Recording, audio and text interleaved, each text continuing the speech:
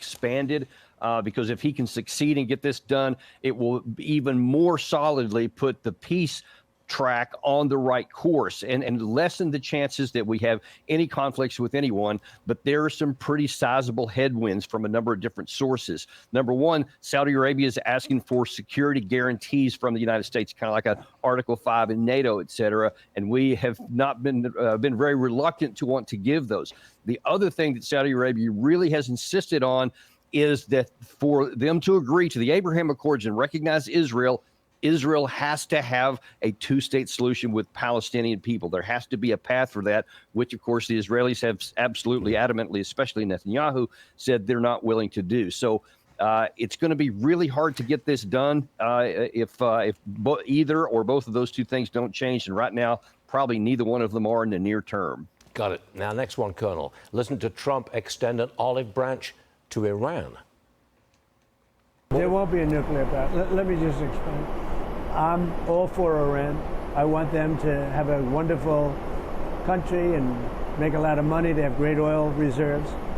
But if you remember, when I was president, Iran was broke because I placed secondary sanctions, meaning you couldn't buy, if you bought oil, you couldn't deal with the United States. And people make a lot of money dealing with the United States. So basically, they weren't selling any oil to almost anybody. It was down to a trickle, almost nothing. They didn't have money for Hamas. They didn't have money for Hezbollah. They didn't have any money at all.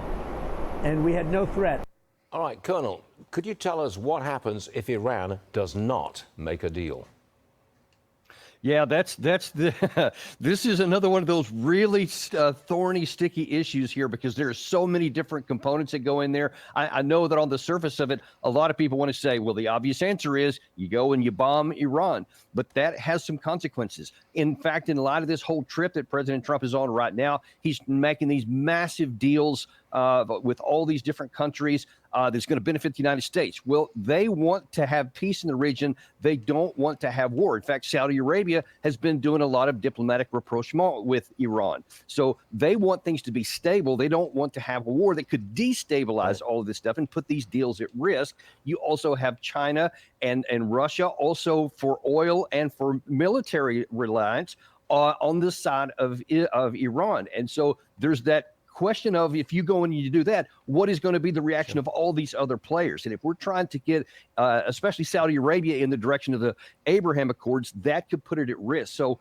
there's no easy call here for the president. And I really liked what he had to say last night about it, because he said he would go to more stronger economic sanctions as opposed to I'm going to go straight to the military, because I think that would be a disaster. I don't think that it would accomplish what we want it to do, and it could actually push Iran into making a nuclear weapon as opposed to preventing them. So it is not an easy solution in any way you want to look at this. I want to change the subject for a second, because I'm told, I understand, that recruitment for the U.S. Coast Guard is absolutely surging. They've got 4,700 recruits, up from, what is it, 1,200 a year ago or something? Why is the recruitment surging in the Coast Guard? Well, I think you're seeing this mirrored across the board in all the services, maybe not quite to that level.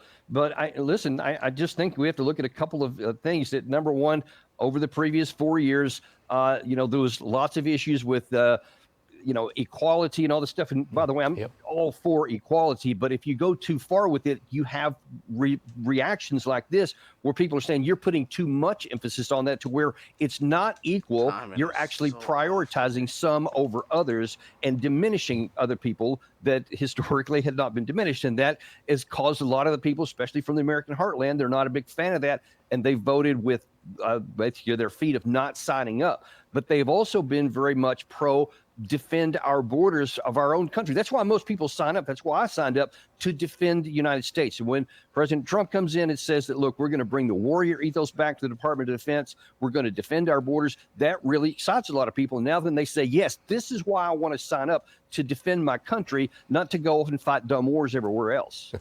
Elections have consequences. Thank you very much indeed for joining us, Colonel Daniel Davis. We appreciate it. We'll see you again soon. My pleasure. Thank you. You got it, sir. Thank you.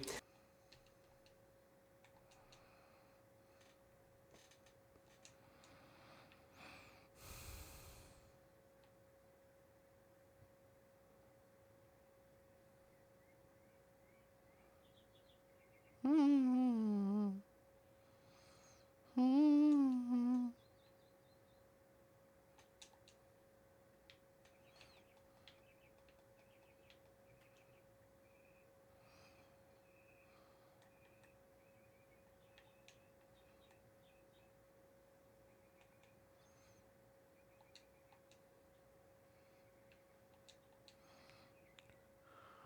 The timing is better.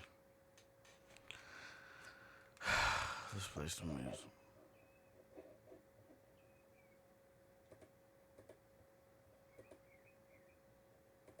It's a little better.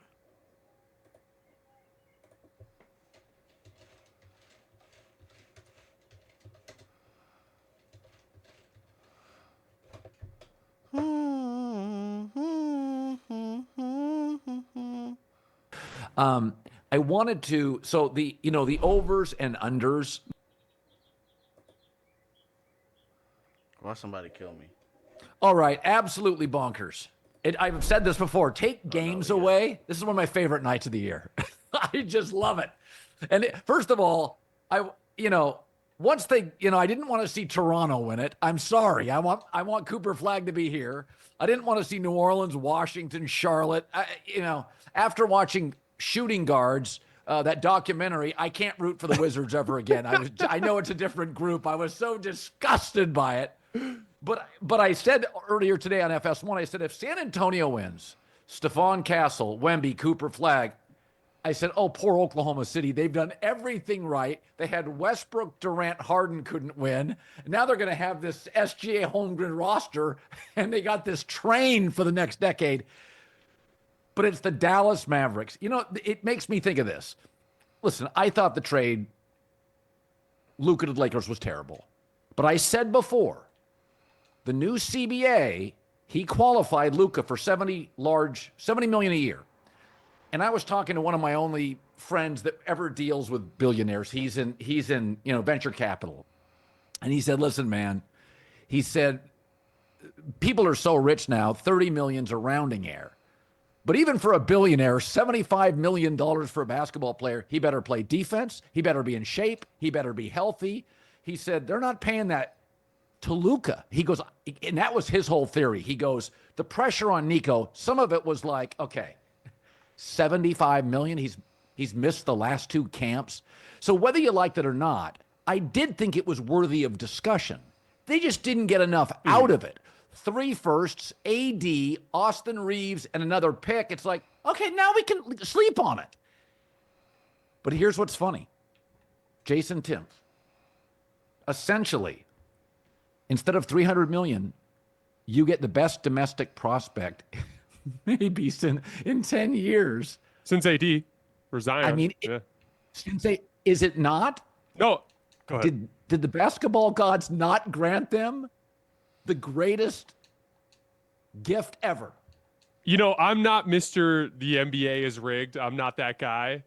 But if you were that guy, this would be the day to make the case, because in addition to the Dallas piece, which we'll get to in just a second, I think that the league has now just teed up San Antonio for the easiest Giannis trade that you could possibly imagine. And we can get into that in a second. But the Dallas front is super fascinating because Cooper Flagg in many ways is everything that Luka isn't, in the sense that he's got this like incredible work ethic, proven like details-oriented, freakish competitor.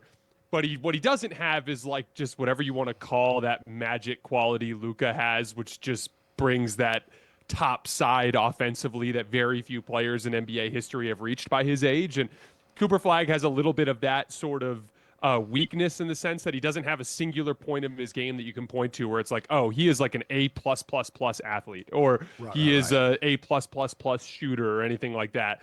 But he's just so versatile down the line that he brings an element that Luka Doncic didn't bring. He's such a natural fit next to Anthony Davis, which I really like. There are some big picture questions with Dallas's roster now with PJ Washington. Like, how does he fit into this mix? I think on one hand, I'm just so thrilled that Cooper didn't go to a team that was trying to be bad. I think that that's one of the nice kind of upsides of this, is that it prevents that sort of mediocrity being rewarded. And then on the Giannis front, with San Antonio, what I find super fascinating is there are these 3 teams that are obviously teed up to be able to go get Giannis, and that's Oklahoma City, San Antonio, and Houston. And Giannis going to Oklahoma City would be no fun. Like, that's no fun. They're just going to kill everybody. Like, that's literally no fun. And then Houston, it's kind of an interesting fit, but Houston is like athletic and can't shoot. So they seem to make the perfect sense for a KD team. You know what I mean? And so, like, ideally, Giannis going to San Antonio makes the most sense. They have the clear pieces to be able to offer in terms of, like, they can give Milwaukee both picks and, like, a really intriguing young prospect like Stephon Castle and a specific pick in this upcoming draft, the number 2 overall pick, where they could hope to get a super high level guard to help in the future. And so with that being the case, like, I think this is broken out just about perfectly for what the league would probably like to see. Yeah, I mean, I think also, I don't think I'd mess. The only thing I thought if San Antonio won the lottery was Stephon Castle, Wemby, and Cooper Flag, I thought Oklahoma City would be like, okay, all right, we're going to move Holmgren and 7 picks and Lou Dort for Giannis. Like I'm sorry, but this is going to be a freight train for 8 years in San Antonio. So I was saying, if you're Oklahoma City, you were rooting against San Antonio. They may not beat you next year, but that was scary.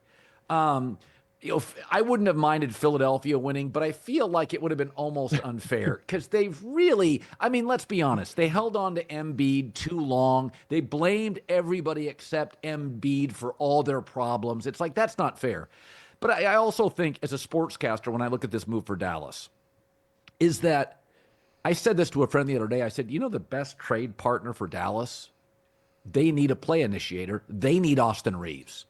And the Lakers need size. And Dallas has a really deep front line. I said, they're not going to make that move. Now I think to myself, well, I think what Dallas needs is somebody like Cooper Flag, who, let's just say he's Jason Tatum. I don't think Kyrie's going to play next year, not until at least the trading deadline. So it's Dallas has some extra size to play with. The NBA 82-game grind is done. Now the real fun begins. The NBA playoffs. Love them. They're here. Time for drama, clutch moments, Steph Curry, LeBron, jaw-dropping plays. I can't wait. If you're looking to make the playoffs even more exciting, DraftKings Sportsbook has you covered. They're the official sports betting partner of the NBA. Playing games all the way to the finals. Now's the time to back your favorite players and teams as they chase glory. So all season long, DraftKings has been the go-to spot for NBA player props. That doesn't stop now. If you want to make your playoff experience even more intense, try placing a bet on your favorite player's performance. Will they drop 30, 40, who knows, or more? It's your call. If you're ready to place your first bet, download the DraftKings Sportsbook app. Takes 90 seconds. Lock in your bets, and let's make the playoffs unforgettable. Here's something special for first-timers. DraftKings customers that are new, bet $5. That's it, $5, and get 200 in bonus bets instantly. Just make it a playoff run to remember with DraftKings. Download their Sportsbook app. Takes 90 seconds. The code's Colin, C-O-L-I-N. That is code Colin. New customers get $200 in bonus bets. Betting just $5. Only on DraftKings, the crown is yours. Good God, look at this, Jason. The West is already better. Dallas now gets Cooper Flag. San Antonio gets the second best players, the Rutgers kid everybody loves. I mean, I keep looking at this thing. I was talking to Rachel Nichols today. The West is just going to get better. And Giannis, Milwaukee's not trading him in the East. They're trading him West. I mean, that's what I said about Milwaukee today. In the Giannis trade, take out Boston. If you go and get a Chet Holmgren and multiple picks, or go to Houston and get Şengün, Jalen Green, 6 picks, and Jabari Smith, I'm throwing names out. Outside of Boston, you're not that far away from being the number 2 team in the East. In the West, you could not give up a Giannis. It would be decimating. Portland, they move off Dame. They have all this talent. They're irrelevant. If you had to guess, Giannis, who's the best fit? And I agree with you. Houston needs a shooter.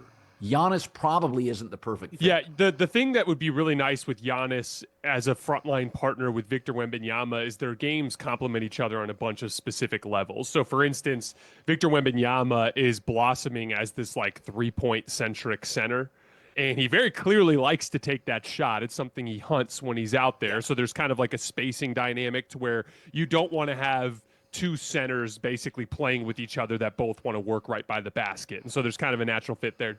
But the second piece of it is Wemby has some vulnerability to size and strength, and Giannis does not. And so anchoring Wemby with a 6'11" forward that is one of the most physically dominant forwards of his era is kind of a perfect natural aggressive. fit there. And Yeah. they already have with the De'Aaron Fox piece, the ball handling piece. So you can actually see this rim protection center. Giannis has always played better next to a center. When the Bucks used to play him at center, they used to have issues because he's not as good at defending pick and roll as he is as like kind of a traditional help side defender. And so Wemby can defend pick and roll. Giannis can be their low man help side defender. De'Aaron Fox is your point of attack guard. It just has such a natural fit there. And one of the things that was going to get tricky with San Antonio, and this is where that second pick is super interesting. You get to the question where you're like, man, are we going to have to give up Stephon Castle and Devin Vassell to make this happen? The number 2 pick is probably going to be Dylan Harper, and he's a very interesting guard out of Rutgers that has size and has some athleticism and can really get to the basket. Dylan Harper gives you another piece to include in a deal like that to maybe keep a Castle or to maybe keep a Devin Vassell. Devin Vassell is kind of an off-ball shooter archetype, so he might be the perfect guy to keep. He's also older and a little bit closer to being ready to contribute in a serious context. And so it kind of just feels like the stars are aligning in that way.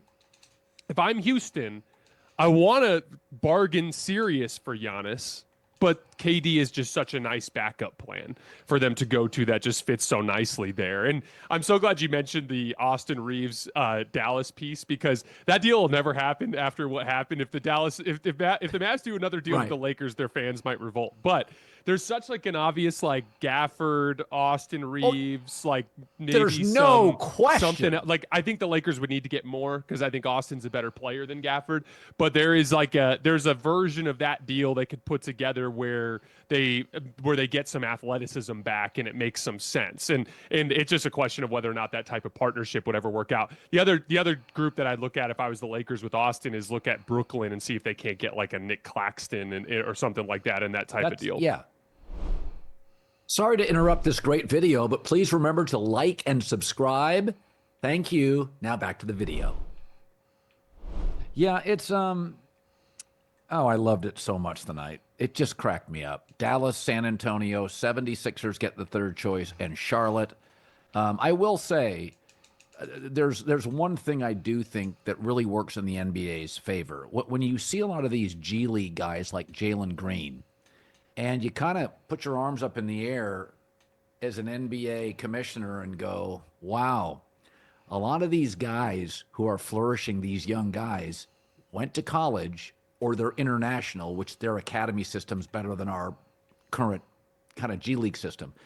And it's not that people will push back on the G League, but with NIL money at the top 10 programs now, comparable, relative to the NIL money or to the G League money, I do think the domestic product, the draft, is going to become less international at the top and more domestic, or at least it won't look like last year. I mean, this year is a great example. It's very domestic product. And so I think that really matters. I've said this for years. I understood the G League pre-NIL, but I've said this about Jalen Green. He has no defined offensive game. Even if you spend a year in college with a Dan Hurley or a Bill Self or a Tom Izzo, just a year of hard coaching, college campus fundamentals, maturing, I think it really matters. Also, playing in March, playing on television, playing in a Big Ten or SEC environment where there's real pressure. Bad game, the students give you the side eye. Like, that's real pressure for 18, 19-year-old. I mean, Cooper Flagg, you play at Duke, you have 15 games on Natty TV, and then you have March. So I do think college basketball has been a bit marginalized by the league. I got it pre-NIL. But now if I was a dad, I would take a little less and go with a marketing advantage of Kansas, Syracuse, UConn. Would you not? I think you're dead on with this, Colin. There is a thing that happens in the G League where they prepare you for the pro game in a certain way, in the sense that they'll put you in some NBA-esque roles where you're either running high ball screens or you're behaving as the roll man screener or you're attacking closeouts on the weak side, different NBA defensive concepts. All that's great. But you're not going to capture the intensity, the stakes, the overall just like passion and vibe that you get in college basketball. It's the closest thing that you're going to find that replicates NBA playoff basketball. I also think the coaching matters. Like, you're just going to give your kid the best access to, real, like, intentional, detail-oriented coaching, because at that level, it makes such a huge difference when you're working with those types of athletes. And, like, I think, to your point, having NIL, incentivizing kids to stay in the college game, in addition to just being great for just basketball culture, because, to be honest, NCAA basketball is such a huge part of what I grew up rooting we're for. gonna win When this I was a one, kid, Chad. Colin, I barely watched the NBA. I watched a lot of Arizona, the University of Arizona basketball. When I was like 16, 17, when I was going to play high school ball, those were the kids we idolized. We idolized the kids playing at the U of A. It's part of the culture. I think it just needed this, and I'm so glad the NCAA was willing to just kind of adapt into this era, because we needed this for this sport to survive. I think it's better for the basketball players in our country.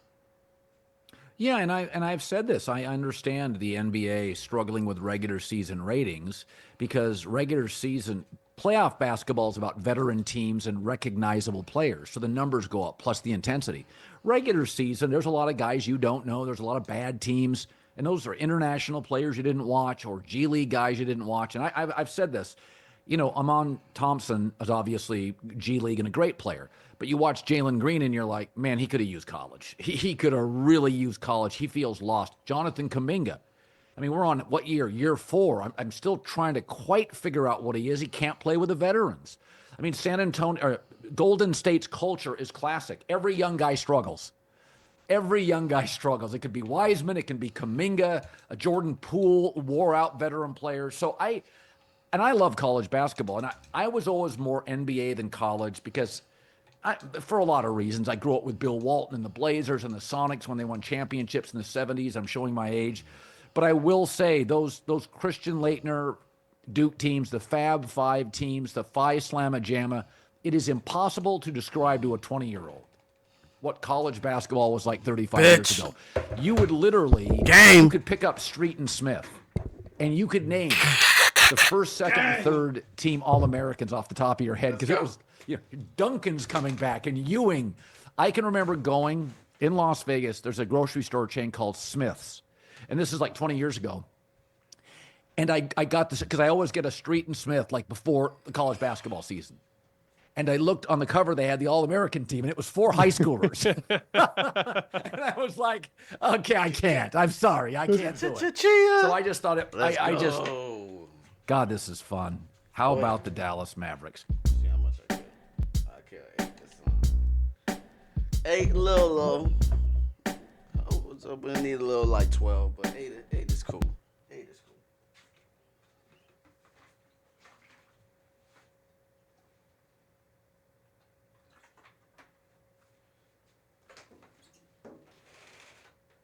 Funny part is I feel when I locking in. I told you, I was like, man, I was thinking of other shit while I was playing. And I'm like, nah, it's time to lock in. And the timing got perfect. The timing is perfect right now. That nigga was hiding on that hill. Wouldn't pop out for nothing. Wouldn't take a shot, nothing. He was hiding. I said, man, that nigga must be up there.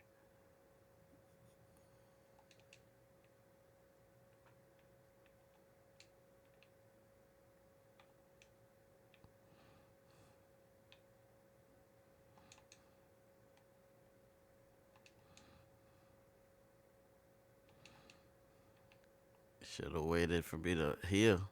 He didn't want to. I'm like, nah, man, I'm going to have to. That timing was perfect. That's what I like to see. That timing had to be perfect, bro. I said, not yet. Not yet. Now, before that nigga seen, before he knew it, I was right in front of that nigga. They don't call me the lightsaber king for no reason, Chuck. No kizzy. Now I got the crown, so I ain't gonna lie. I'm gonna have to hurry up and get a lightsaber, because these niggas are gonna be on my ass. This is my last game. I ain't gonna lie, Chuck. I ain't gonna lie. We're gonna do a shorter version, because I plan on actually coming back to stream tomorrow. So I'm actually thinking about just coming back. BC News. Thanks for watching. Stay updated about breaking news and top stories on the NBC News app or follow us on social media.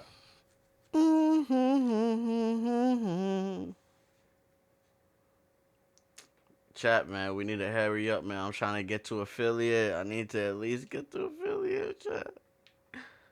I need 3 consecutive followers. Which is actually harder than it seems.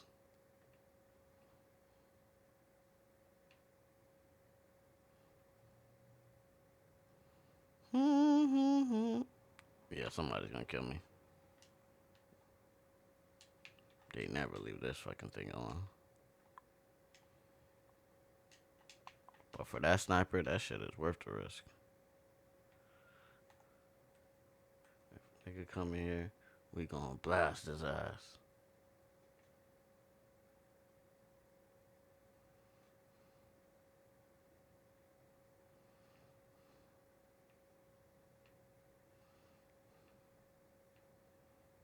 How much longer does it take?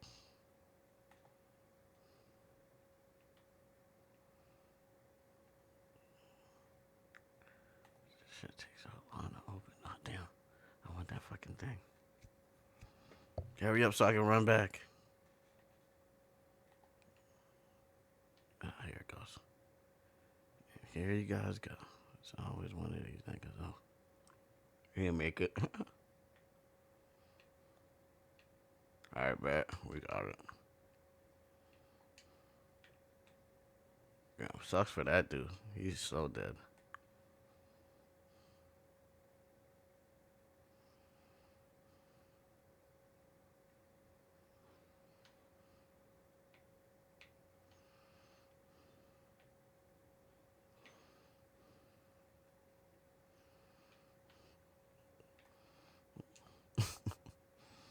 That nigga run and that nigga said, ah!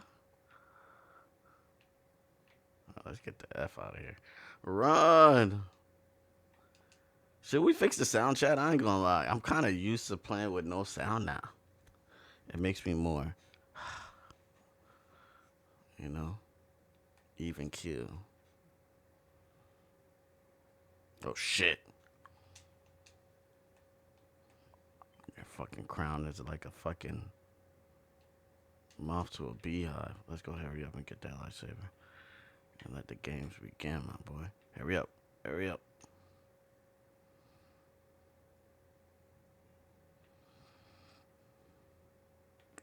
Someone fucking came in. Oh, no, they didn't grab it.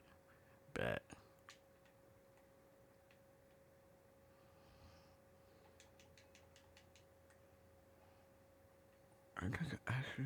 I hate when they come and do that shit. They should drop me off at a different spot, bro.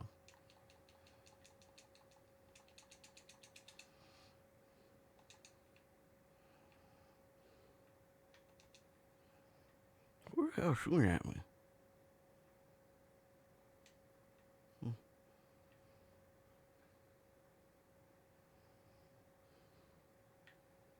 Do I have a sniper? Oh my god, I left my sniper.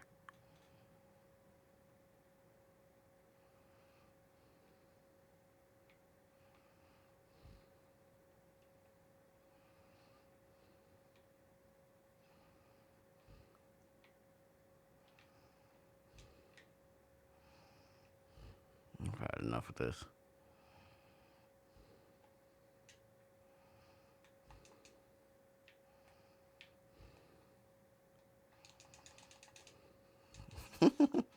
Two for one.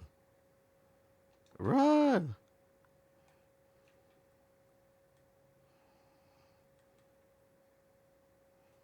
Let's get some help first.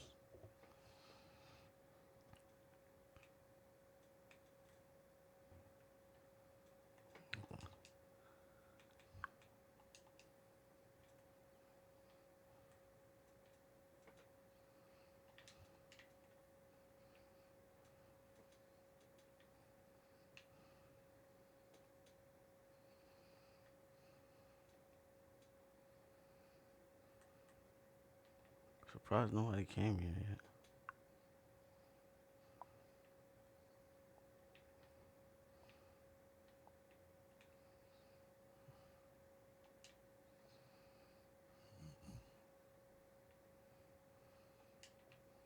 Karma, go. Let's go.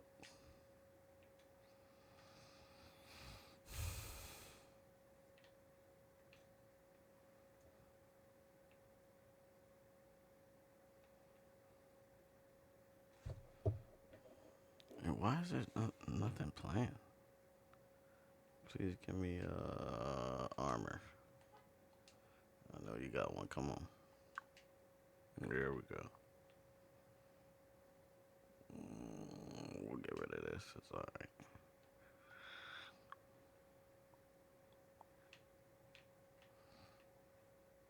Actually,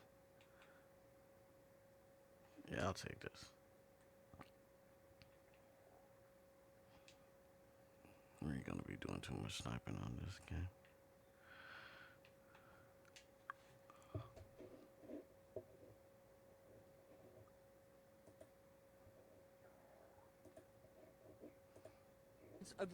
There were hundreds of freak offs. This nigga still She on? developed ongoing UTIs, urinary tract Oh, infections, shit. which even though they were being treated and even though very painful, she had to continue doing these freak offs.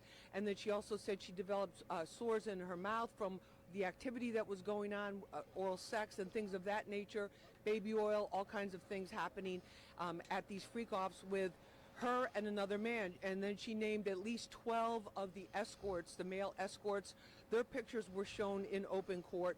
And then when it came time to talk about some of the intimidation that she felt, she said that Diddy, when she would hesitate about participating in the freak offs or tell him, I can't do this anymore, she says he allegedly threatened to expose her with videos. He had taken videos of these freak offs and shame her publicly with the videos of those freak offs. So today what happened was the judge ruled that the images, the still images from these freak offs could be shown to the jury, Did y'all which hear they that? were, and very graphically, so graphic they must have been that one of the jurors basically put her hand to her chest and was like almost gasping when she took a look at them. They were not shown to the open court. They took great precautions with the video screens to make sure that people could not be seeing them from any surveillance cameras in the courtroom or anybody in the overflow courtroom. That was completely blocked and that they were completely private. Then Cassie went on to testify about how the relationship, she was getting to the point where she needed to end it. She wanted to end it, and that one of the big bombshell pieces of testimony that came out of today was she said that 2018 she met Combs for what was supposed to be a nice dinner to basically end things amicably, which is what she thought was going to happen. They had a lovely dinner, she said, and then they went back to her house, which was not too unusual. And then as soon as they were back in the house, she said that Combs forced her to have sex, that she was sexually assaulted by him at that particular point. So she also talked about the emotional abuse and trauma that she went through. She said that this created, she felt degraded, which she had mentioned also yesterday, but that this was taking a serious emotional toll on her. All of the drug use was definitely taking a toll on her. She became very, very depressed. And then after this alleged sexual assault, she says in 2023, when she was with her current husband, Alex Fine, who was originally Diddy's personal trainer and at one point her personal trainer, they had already had 2 kids at this point. She's pregnant now with her 3rd child. That she said to her husband, Alex, she said, I just can't do this anymore. She goes, you can handle the kids without me. And she was about to go out of the house and into the street to supposedly throw herself in front of a car or to end her life in some way, and that he stopped her and he saved her. And she said that basically that what this was all about for her was her unloading all of this baggage that she was still carrying from all of these years of alleged abuse, physical, emotional, and who knows, a lot of physical things too that may still be occurring for her. And it was very traumatic. She broke down crying, talking about the sexual assault. Up until that point, she'd kept her composure, even though you could tell that it was very difficult for her to say this and to speak her truth in open court like that. And then, But why couldn't she leave again? Came out from today was that everyone remembers that settlement that was done in 24 hours between Cassie's attorney, Douglas Wigdor, And this was in November of 2023 when she filed the civil suit. It was settled within 24 hours. She says apparently it was for $20 million for her not to publish a book that she had been starting to write. So that was confirmed, the amount. There was a lot of talk about the speculation of how much she received in order to in order to settle that suit. The amount was $20 million. So that's the latest here from the federal courthouse. I'm Lisa Evers. Please follow us, Fox 5 NY. She does such a good job. Good job, Lisa Evers. She breaks down not only what's in court, people's demeanor, what the jurors are doing.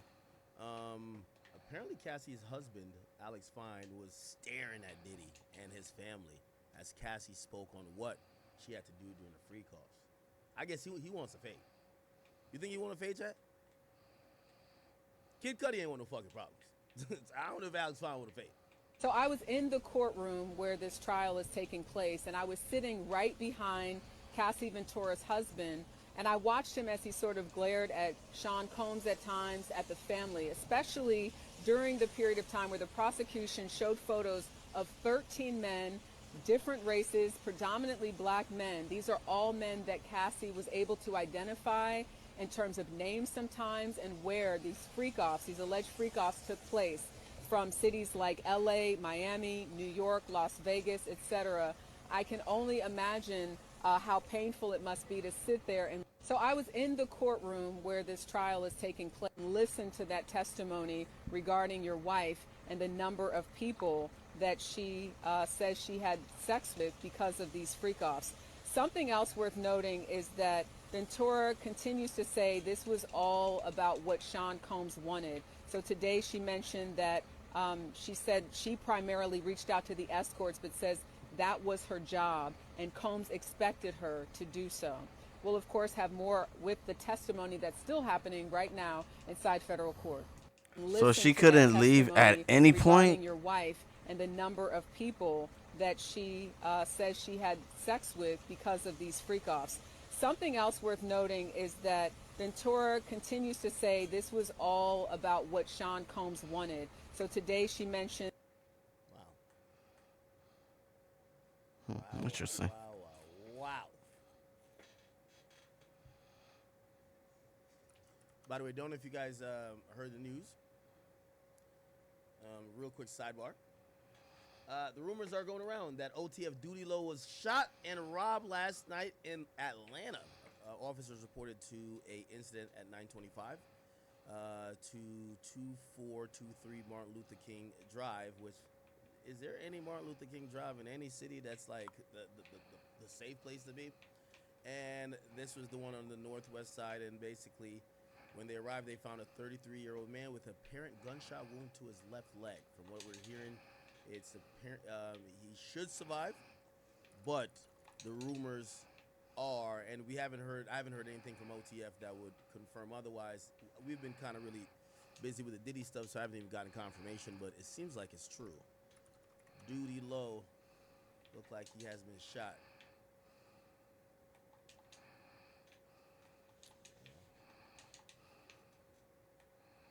Look at this.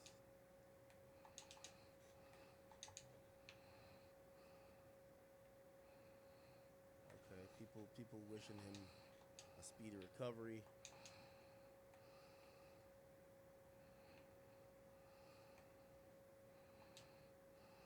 Yeah, I think that's all we know right now.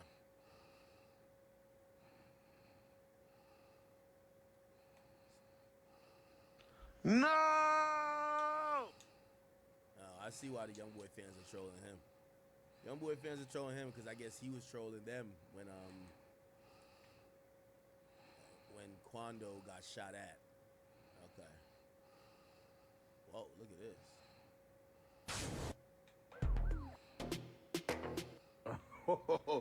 Hey, man. I ain't even laughing, though, man. Duty Low, man. I hope you good, man. Shake back. Y'all study playing, going into other people's cities and thinking y'all that. How you get and robbed in Atlanta, man? What you think happened? There's something going on down there with them and them in Atlanta, bro. There's something going on down there. They don't like y'all, man. Duh, they don't fucking like y'all. Get up out of their city, man. Y'all, why are you hanging out? They don't like y'all, folks. Hey, listen, this your boy King Yellow, man. I'm reporting. Listen, 10-4 over, now suspect running northbound.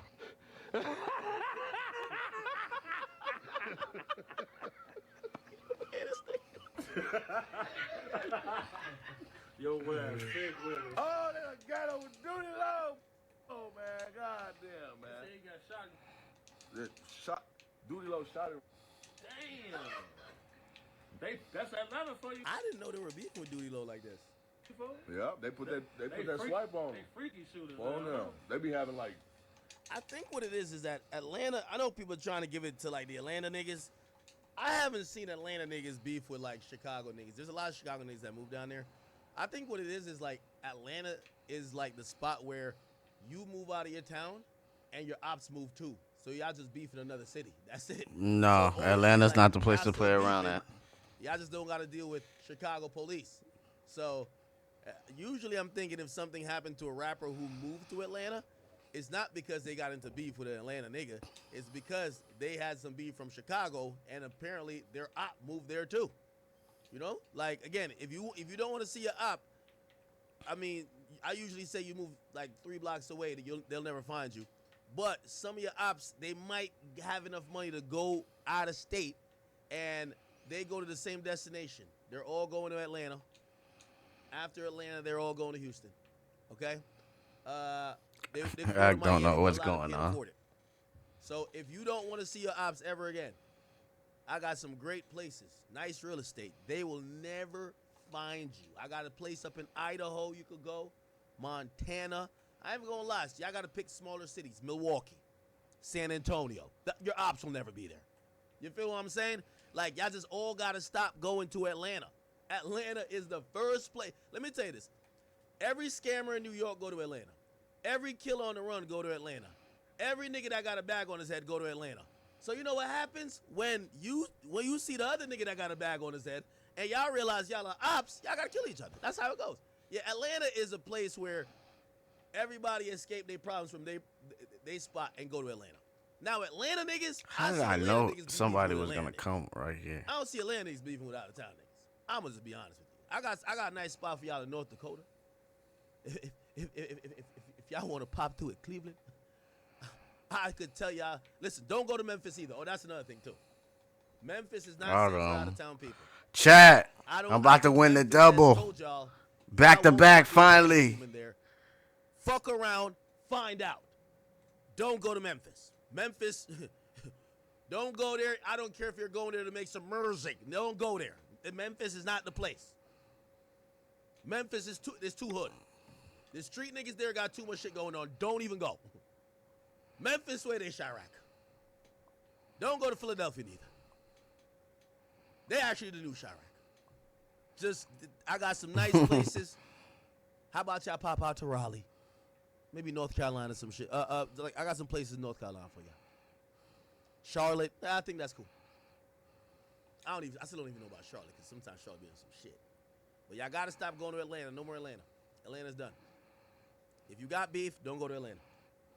Like motherfuckers with like wigs with mustaches and shit. Transformer shooter. That's Why is this so stupid? Oh no, I see it. Yeah, you go to Seattle, you won't see ops, man. I seen a group of down there. You might not see the sun either, but you won't see the ops. It rains heavily over there all the time. One nigga had a Drake, one nigga had a wig, and one nigga was doing that Black Boy JB there. they freakazoids, folks. Phone them, y'all in that motherfucker. Sweeter than apple pie. More pressure than gold. They getting up a motherfucker. You know what's so funny? 2 in a row. We gonna finally get it. Yellow. I think you think you're at a safe destination too. You're not. Let me break the news to you. I don't want to dox you, but I think you've already said it. Got him. Yellow. 2 in a row, boy. Victory Royale. Niggas got a bag on their head or, you know what I mean, on bow. Pyro, 2 in a or row. Smoke them on their dead homie. They Let's can't go.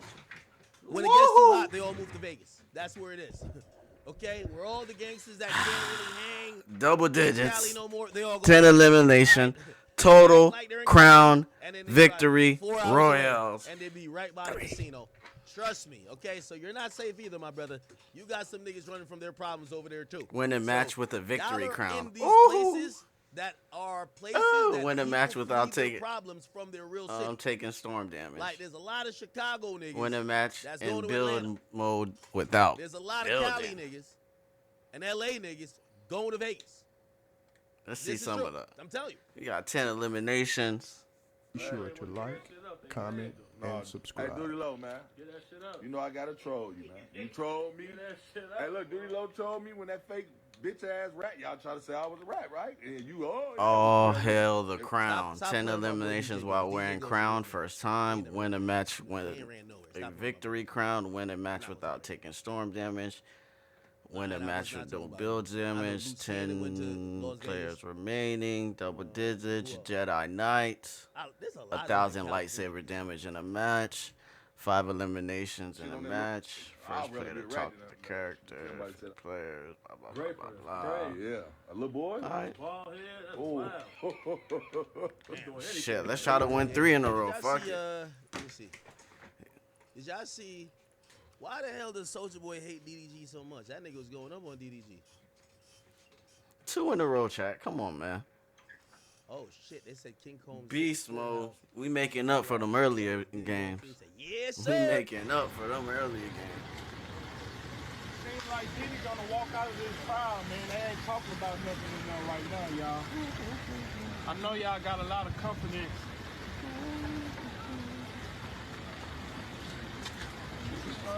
Mama, make a hole. Take it easy. Yeah, make a hole, guys. Young Diddy, your daddy looking like he gonna walk out of there, bro. Yeah, he gonna walk out. Yeah, man. umbrella, They ain't guys. talking about Umbrella, nothing. umbrella, guys. Umbrella. Give them some umbrella. Sorry, not trying to be that close. Just making the umbrella. Y'all got it. Young Diddy, your dad gonna walk, bro. They ain't talking about nothing in court. Sir. Oh, yes, sir. No, they got to go through it. They're holding a good poker face though. Look at Soulja Boy. Baby, Holly Bailey, let me get that pussy, baby. Fuck a real DDG a nigga ain't having no emotion, man. Smack the fuck out DDG pussy, man. Wait, why you got? Why he got beef with DDG? Fuck DDG too. DDG, you was a bitch. I catch you, I'ma at your pussy ass. Nigga gonna fuck Holly Bailey too. We gonna stick dick in the mermaid.